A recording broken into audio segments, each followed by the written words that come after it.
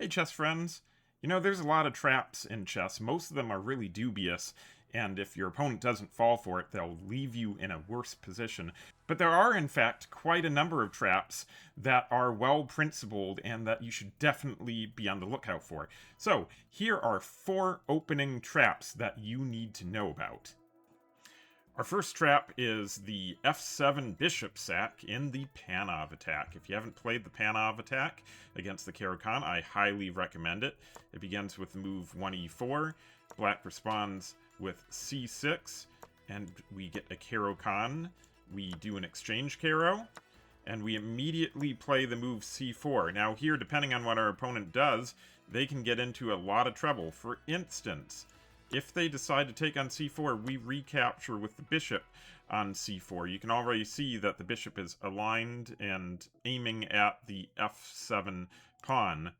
From here, it's very, very natural to develop the knight to f6 for your opponent, and then we're going to play the move knight to f3, and this is the start of a horrible trap that we're launching. The most natural thing for black to do in the Caro-Kann is to put their bishop on g4, but this just loses on the spot, because we go ahead and take on f7, the king is going to be compelled to recapture, and then we hit them with this really nasty check. It's important that you know that we're not checking them on g5, because that would defeat the point. We're going after this bishop. Black is going to have to move their king out of the way. We capture the bishop like this. Everything's traded. Black has lost their castling rights at this point, so all that white really has to do, say we get into this situation here, all white really has to do is protect this pawn, get castled themselves, and they're much better. But it can go even worse than that. If they decide instead to move their king off to g8. This is a game-losing blunder. We're still going to go ahead and take the bishop. If they recapture, though, this is just checkmate. Queen to b3. They're forced to block with their queen or block with the e-pawn. So after we takes, that's checkmate. The next trap. The dead queen in the Alapin.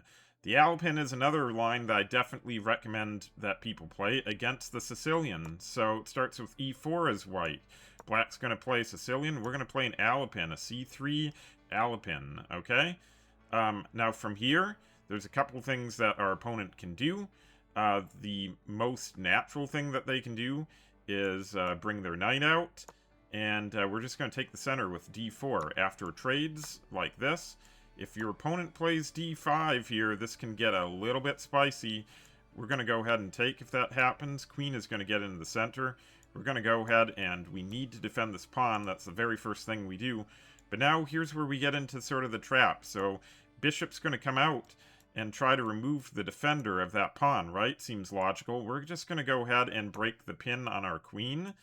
And black thinks, okay, they've done it. They're going to remove the defender of the pawn. So they take. And we recapture. Queen comes in, takes that pawn, no more defender of it, but whoopsie, this comes with check. Goodbye, black queen. Next is breaking the Pirc defense.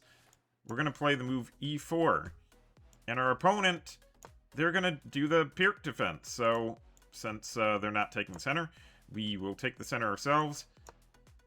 We'll get our knight developed to c3. They'll develop their knight.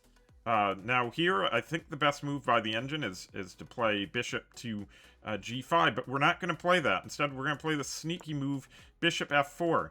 It's not the best move, but it's still a pretty good move, as you will see here. Black fianchettos their bishop because they are getting ready to castle. And now we hit them with the move e5, especially in blitz. This is a deadly combination.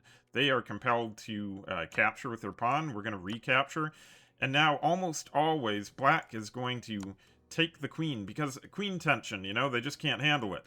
We're going to recapture with our rook, and already it's almost game over. They still need to do something with this knight, so they're going to move it off to the side. And then, you can see what they're doing. They're trying to break down this construction.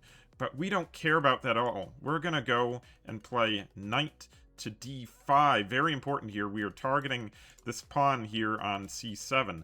Now, we could play knight to b5, but there is a problem with that move because most likely black is going to try to defend with the move knight to a6, defending that c7 pawn. But if we were to have played knight to b5, it would be blocking our bishop. This way we can just take, they recapture, we hit them with this move, knight captures on c7, which you see is a fork, right? We don't even care about that. This forces the opponent to move their king to f8.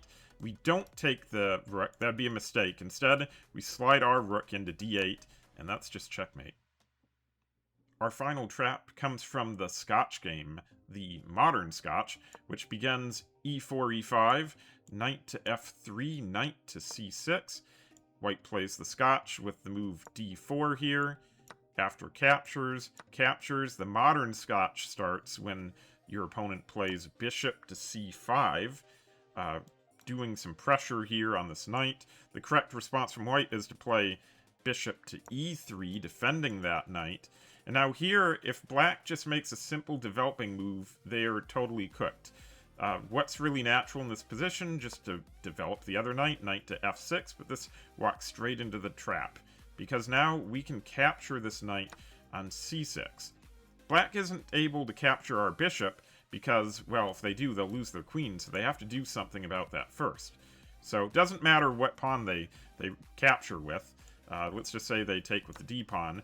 Now, this bishop is just hanging, no defender at all now, right? So what we can do, we don't want to just take it because our queen is also on the line here, so we want to make sure we capture their queen first. It's going to force the king to give up castling rights, take the queen, and now this is just a free bishop. At this point, they can take the pawn here, we can move our bishop. Our bishop is in the middle of the board, commanding everything. We're going to hurry up, we're going to get castled, and kick this knight, and we're going to be just fine. Alright, I hope you enjoyed that video. If you want to see more videos like that, be sure to let me know in the comments. Also, we have a Discord community, so if you want to be a part of our community, share your games, work with some of our coaches that are in the chat to get advice on your games, consider joining. So, thanks so much for watching. I'll see you in the next video. Bye-bye!